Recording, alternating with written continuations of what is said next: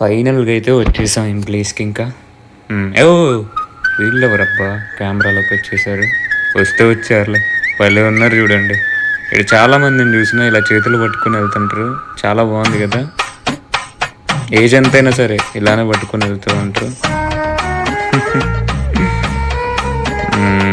Okay, ఇక్కడ చూస్తే ఒక గుంపు ఉంది కదా, గైడ్ ఇక్కడ టూరిస్ట్కి ఎక్స్ప్లెయిన్ చేస్తాడు. ఇట్లాంటి గుంపులు చాలా ఉంటాయి లోన. అదండి ఇంకా ఇక లోనకు వచ్చి ముందు ఇది కనపడ్డది. ఇదే ఆ 2 నెంబర్ బస్సు. దీని వల్ల లేట్ అయిపోయింది. నేను Harry Potter free walking tour book చేసిన, అది పోయింది. వాళ్ళు వెళ్ళిపోయారు ముందే లేట్ అవ్వడం వల్ల. సరే ఇక పక్కన పెట్టేస్తే అగో ఆడ పోయి ఆగిద్ది. ఆ నుంచి దాటి ఇడికి నడుచుకుంటూ రావాలి. ఇది విషయం. ఇప్పుడు భూతిని మనం చూపెట్టేదైతే ఫేమస్ శ్మశాన వాటిక. దాని పేరే గ్రే ఫ్రైయర్స్ కిర్క్యార్డ్. అది ఎందుకు ఫేమస్ తర్వాత చెప్తా. ఫస్ట్ అయితే ఫ్రీ వాకింగ్ టూర్ హ్యారీ పోటర్ది ఎలా బుక్ చేసుకోవాలో చూపిస్తాను. చూడండి, ఇట్లా కొట్టడమే గూగుల్లో పోయి పోటర్ ట్రైలర్ అని కొడితే ఫస్ట్ వెబ్సైట్ వస్తుంది. దీని మీద నొక్కడమే. నొక్కేస్తే లోనకి తీసపోయింది మెయిన్ పేజ్కి. నెట్ స్లో ఉండడం వల్ల లేట్ అయింది. ఓపెన్ అయిపోయింది. ఇదే వాళ్ళ అఫీషియల్ వెబ్సైట్. ఇలా కిందికి వస్తే ఇక్కడ చూడండి బుక్ ఫ్రీ టూర్ అని ఉంది. ఇది నొక్కేయడమే మనం. ఇంకా నెక్స్ట్ పేజ్ ఓపెన్ అయిపోయింది. Free public tour. కిందకి ఇలా స్క్రోల్ చేసుకుంటూ రావాలి. వస్తే కింద ఇక్కడే ఉంటుంది.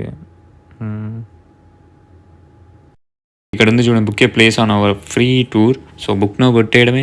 ఓపెన్ అయింది. ఇక్కడ free public tour, private tour and different ఉన్నాయి కదా ఇక్కడ. సో ప్రైవేట్ టూర్ ఇవన్నీ అంటే డబ్బులు. ఫ్రీ పబ్లిక్ టూర్ ఉంది కదా, దాని మీద నొక్కేయడమే బుక్. ఇంకా ఓపెన్ అయిపోయింది చూడండి. డేట్లు అండ్ టైం చూపెట్టింది. సో మనం ఫస్ట్ డేట్ మీద నొక్కాలి. మనకి ఏ డేట్ అయితే ఓకే అయితే. టైం స్లాట్స్ కూడా ఉన్నాయి చూడండి. మనకు కావాల్సిన టైం స్లాట్ పెట్టుకుని నొక్కడమే. టికెట్స్ ఎన్ని చేసుకోవాలి అంటే వాళ్ళకి మనం ఎన్ని కావాలంటే మన ఫ్రెండ్స్ కూడా బుక్ చేసుకోవచ్చు అండి. ఫ్యామిలీ ఎవరైనా సరే. First name, last name, number and email ఇచ్చేయాలి, మొబైల్ నెంబర్. ఇవన్నీ డీటెయిల్స్ ఇచ్చేసాక కిందకి స్క్రోల్ చేసుకుంటూ వస్తే కంటిన్యూ ఉంటుంది. అది నొక్కితే అయిపోయినట్టు. ఇంకా ఇక మొదలెడదామా అనేసి లోనకి వెళ్దాం. ఇక శ్మశాన వాటికలోకి. ఇగో ఇది చూస్తే ఇది ముందు సైడ్ భలే ఉంది కదా. ముందు సైడ్ చూడ్డానికి జనాలు కూడా బాగా వస్తున్నారు కదా. వీళ్ళందరూ బయటకు వస్తే ఆమె చేయి చూపెడుతుంది చూడండి యాడ్కు. మరి ఇక ముందుకి చూద్దాము. జనాలు బాగానే ఉన్నారు. ముందు చూస్తే ఏదో పెద్దది ఉంది కదా, అది చర్చ్ అని నాకు తర్వాత అర్థమైంది. ఇగో ఈ పైన చూస్తే బాగానే భయంకరంగా రాశారులే. కొంచెం ఒకటి మర్చిపోయి లోనికి వచ్చేసిన.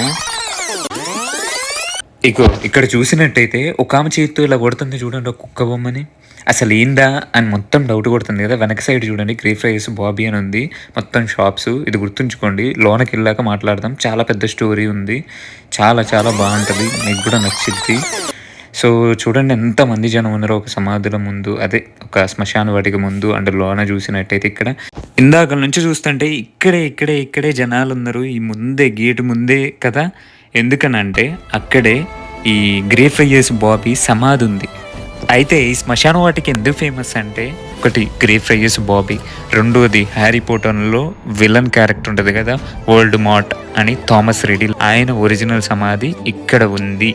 సో అందుకే ఈ శ్మశాన వాటిక పిచ్చి ఫేమస్. ఈ గ్రే ఫ్రైయర్స్ బాబీ మీరు బయట చూసిండ్రు కదా, అందరు ఇలా ప్యాక్ చేస్తున్నారు ముక్కుని. అలా చేస్తే వాళ్ళకి మంచి జరిగిద్ది అని నమ్ముతారు. అది బయట ఉంటుంది.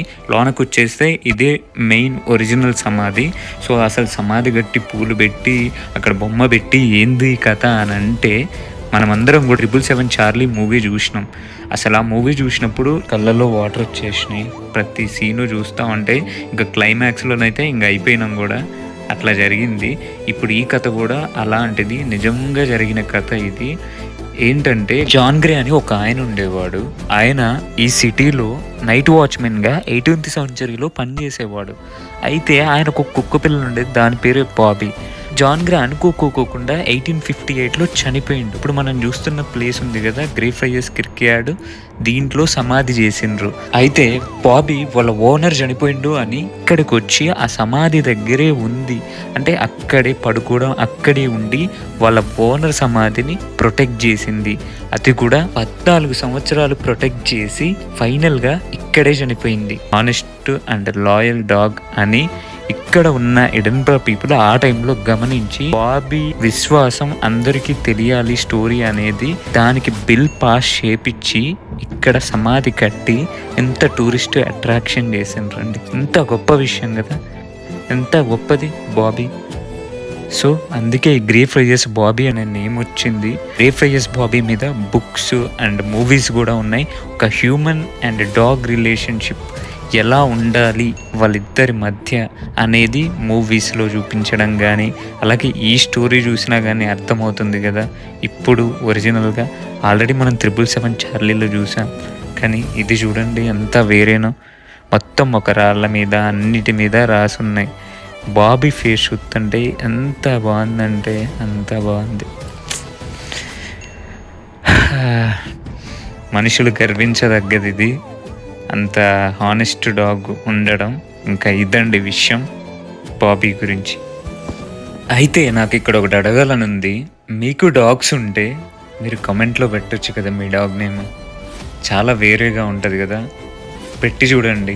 ఆ నేమ్స్ చూసి నేను కూడా చాలా హ్యాపీగా ఫీల్ అవుతా. కమెంట్ బాక్స్లో చేయండి.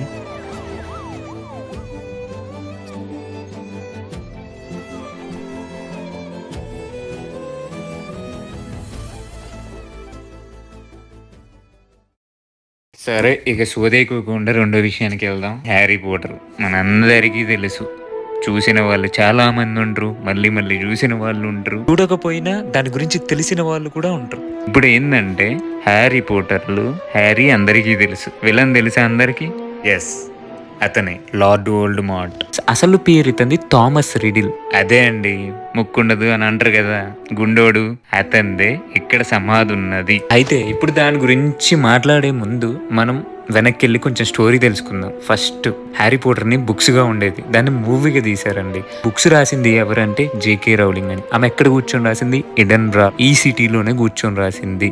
అయితే ఆమె రాసిన ప్రకారం అండ్ మూవీలో కూడా అతని పేరు అది lord Voldemort and Thomas Riddle. Name మార్చుకుంటాడు, థామస్ రిడిల్ నుంచి లార్డ్ వోల్డెమోర్ట్గా చేంజ్ చేసుకుంటాడు. అతను చాలా ఇంటెలిజెంట్. మ్యాజిక్ వరల్డ్లోనే, మ్యాజిక్ స్కూల్లోనే చదువుతాడు అతను. అన్నీ ఉంటాయి పవర్స్, కానీ డార్క్ సైడ్ ఆలోచిస్తాడు. డార్క్ సైడ్ వెళ్ళిపో అందరినీ చంపేయాలని చెప్పేసి. ఇదండి టామ్ రిడిల్ విలన్ క్యారెక్టర్. ఇందులో ఆమె రాసిన స్టోరీ ఇక్కడ నుంచి ఇన్స్పైర్ అయ్యి తీసుకుంది నేమ్ ఈ సమాధి నుంచే అనేది పెద్ద టాక్ అండి. అండ్ అది ఒరిజినల్ టూరిస్ట్ అట్రాక్షన్. ఇప్పుడు ఇంకా వెళ్దాం పదండి. ఇగో అండి, ఫైనల్గా అయితే వచ్చేసినాం ఈ ప్లేస్కి. ఇది థామస్ రిడిల్ సమాధి. దారి వెళ్ళడానికి అక్కడ ఉన్నారు కదా జనం, అక్కడే ఉంది అసలైన సమాధి. చూడ్డ సందులాగా బ్యూటిఫుల్గా ఉంది. ఈ పక్కన ఫ్లవర్స్ పర్పిల్లో అండ్ ఇటు మొత్తం గ్రీన్గా. సిటీ సెంటర్ బ్యాక్ సైడ్ ఉంది, కిర్క్యార్డ్లో చివర్లో ఉంది. ఇక్కడ టూరిస్ట్ ఫొటోస్ వీడియోస్ తీసుకుంటూనే ఉన్నారు, చాలా జనం ఉన్నారు. ఇంకా వీళ్ళు వెళ్ళా క్లియర్గా తీద్దామని ఆగిన. చాలా చాలా బాగుంది అండ్ చాలా ఎక్సైటెడ్గా ఉన్నా నేనైతే. భయపడమాకండి.